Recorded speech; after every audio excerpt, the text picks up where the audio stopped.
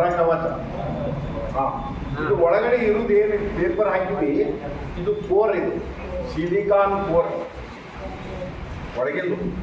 Silicon core ಅಂದ್ರೆ ಏನು, ಅದು ನೋಡೋಕ್ಕಾಗಿ ನಮ್ಮ ಕಬ್ಬಿಣದೇ ಕಾಣುತ್ತದೆ ಈಗ, ಹೌದಾ?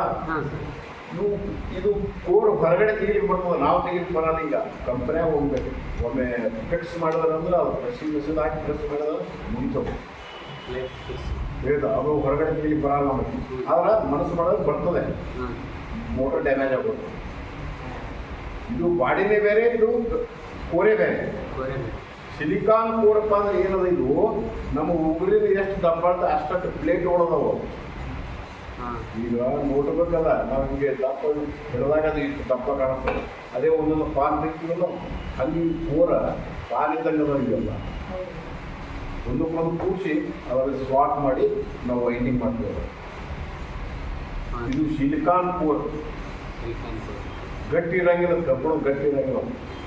ಪ್ಲೇಟ್ಗಳು ಇರ್ತವೆ, ಪ್ಲೇಟ್ಗಳು ಒಂದೊಂದೊಂದೊಂದು ಕೂಡಿಸಿರ್ತಾರೆ. ಸುಮಾರು ಒಂದು 200 ಪ್ಲೇಟ್ ಅವ ನನ್ನ ಅಂದಾಜು.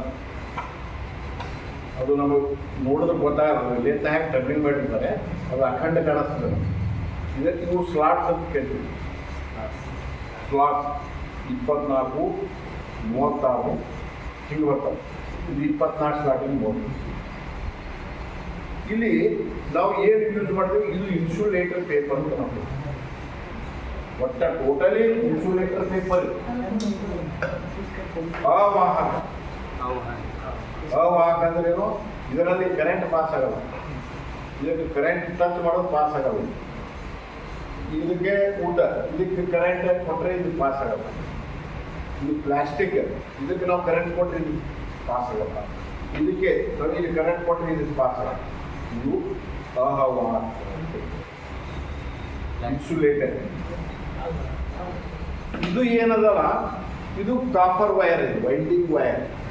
ಇದು ವಾಹಕ, ಕಂಡಕ್ಟರ್, ಇಂಗ್ಲೀಷ್ನಲ್ಲಿ ಕಂಡಕ್ಟರ್, ವಾಹಕ. ಇದು ತಾಮ್ರದ ತಂತಿ. ಇಲ್ಲಿ ಇದು ತಾಮ್ರದ ತಂತಿ ಮೇಲೆ ಒಂದು ಕೋಟಿಂಗ್ ಅದ, ತಿಳುವಾದ ಕೋಟಿಂಗ್ ಅದ ಇದು, ಆಯ್ತಾ? ಈ ಕೋಟಿಂಗು ಮೋಟರ್ ವೈಂಡಿಂಗ್ ಸೂಕ್ತು ಅಂದ್ರೆ ಏನು, ಇದರ ಮೇಲ್ಗಡೆ ಇರ್ತಕ್ಕಂಥ ಕೋಟಿಂಗ್ ಬರ್ನ್ ಆಗಿದ್ರೆ ವೈಂಡಿಂಗ್ ಫೇಲ್, ತಂತಿ ಸುಡಂಗಿಲ್ಲ, ಹಂಗೆ